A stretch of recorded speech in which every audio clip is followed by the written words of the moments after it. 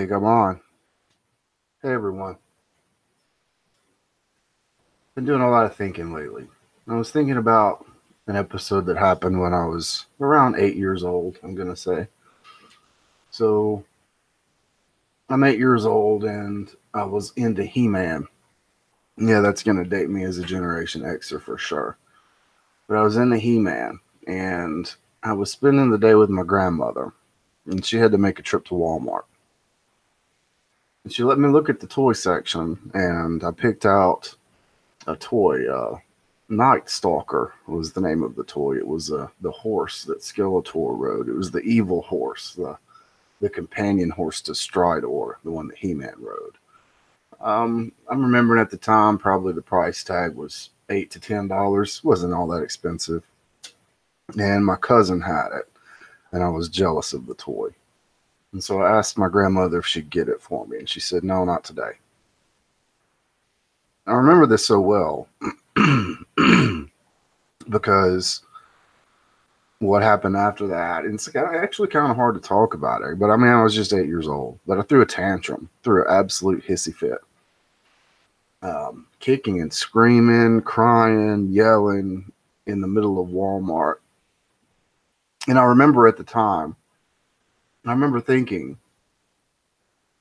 like, I remember some logic that went along with this, that if I only maintained this tantrum long enough, if I just kept kicking and screaming, eventually I would break her down and she would buy me the horse. She'd buy me the toy. And so I pitched a fit and pitched a fit, and she just ignored me.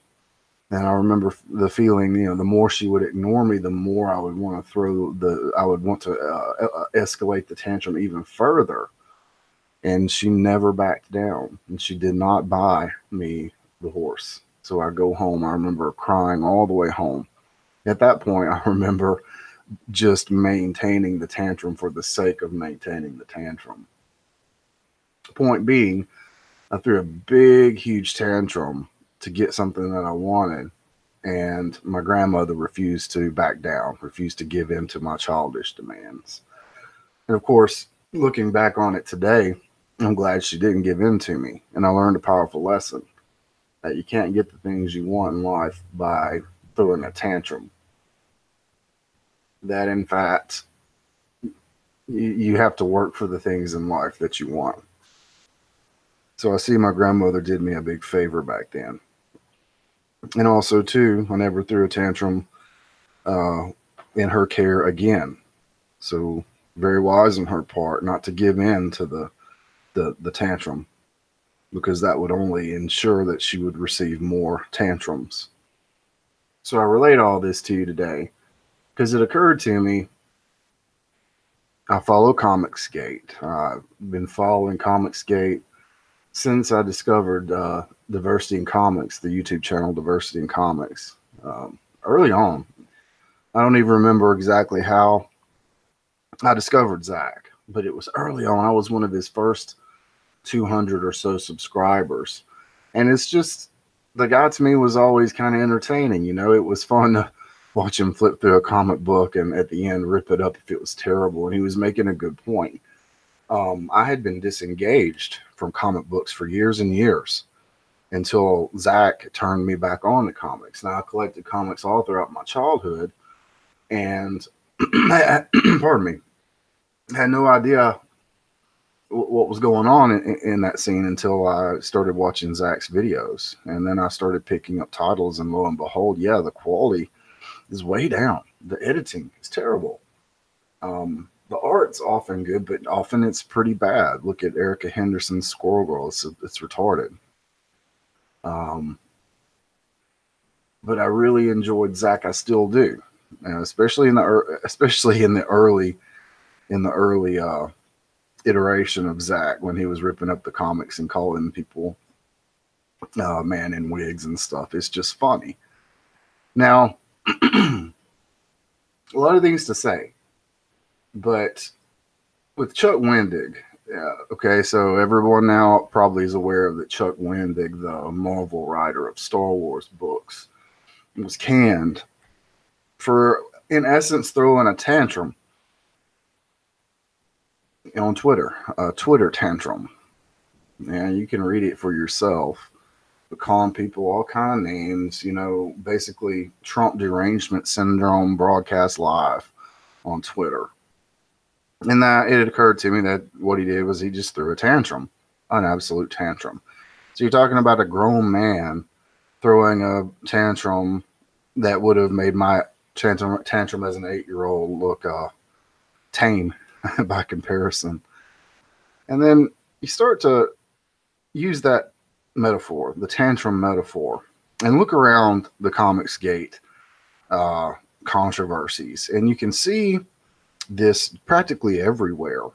I was reminded of when Zach, I did screenshots of it at the time, but Heather Antos or Antos, and when Zach went on the Comedy Central special and did that interview there, and then afterwards, Heather Antos gets on Twitter and says, you know, something like, they had asked me to be on and I declined because I did not want to platform my bully, she says.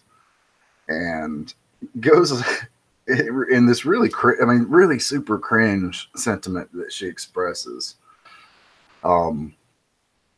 She acted as though they owed her something, like her saying, I'm not going to go on, should have really, I think she expected they would just can the whole segment because of her protest. Of course, they didn't. And then she gets on Twitter and complains about it. And I quote tweeted her at the time, and I was like, what world do you live in? You know, I didn't call her any names, but I'm thinking, you spoiled fucking brat. You know, what world are you living in when you think that people are just supposed to stop what they're doing and kowtow to your childish whims? The people care about you. Heather Antos, spoiled brat. Chuck Wendig, spoiled brat. God, how many examples? Well, you could go on and on and on. But what it really hits me is that when we're talking about the look at the comics. Look at the comics. Look at this terrible writing that's going on. They're all Mary Sue characters. They're all uninteresting characters. All these people, all these social justice characters, they don't go through anything. They don't go through any trials or tribulations. They don't learn any lessons. They don't get beaten up and overcome and win in the end.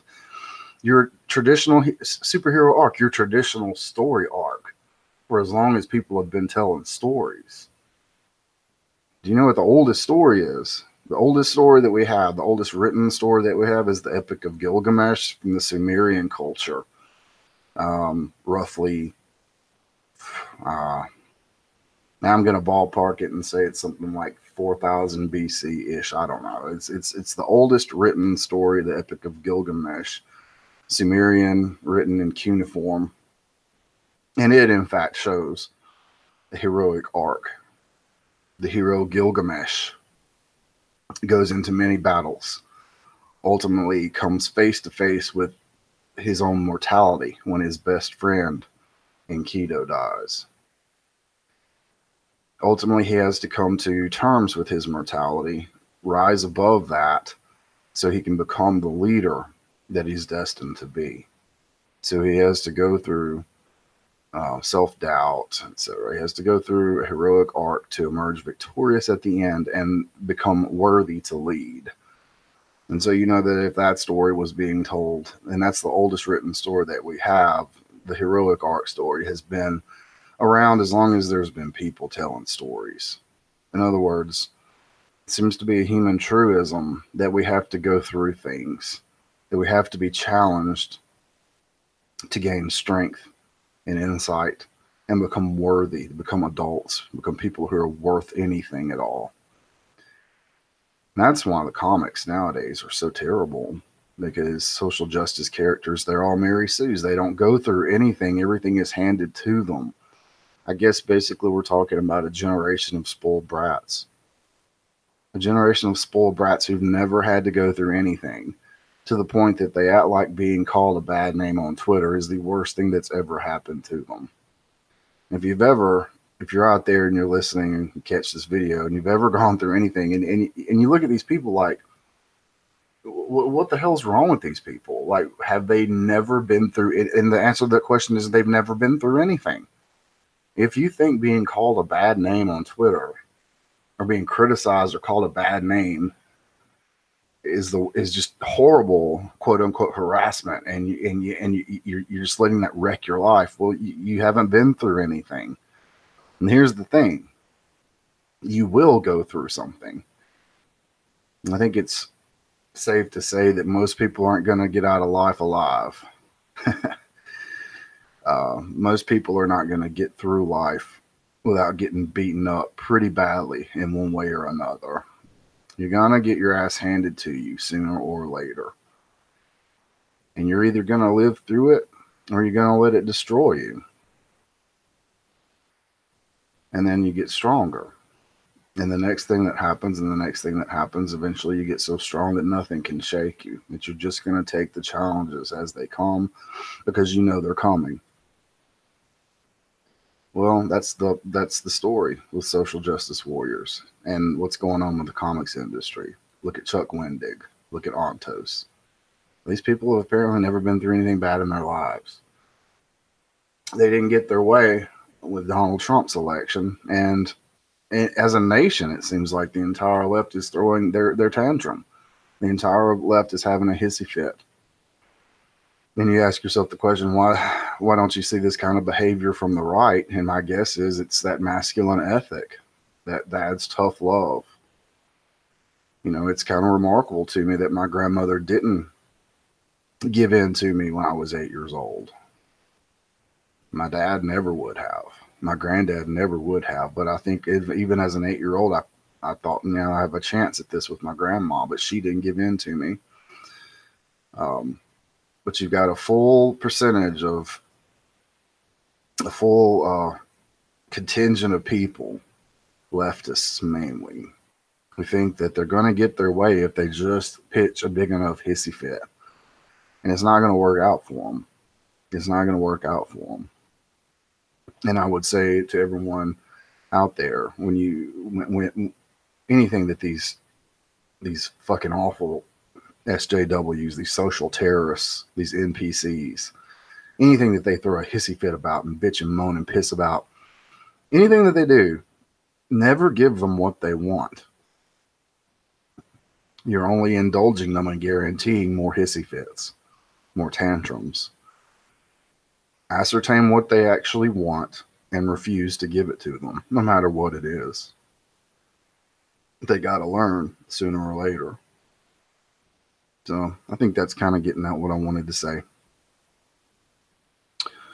What about you? How did you grow up? Did you get everything you wanted? Did your parents, did your grandparents, did the people that took care of you, did they give in to your whims, or were you taught discipline and taught that you had to work for things? I'm not making judgments either way, but I do think the lesson eventually comes to most people. The hell, you don't get everything you want. And it's coming to Chuck Wendig right now. I don't think it's quite hit Heather Ontos yet, but it will eventually. Yeah, so what about you? Were you a spoiled brat growing up?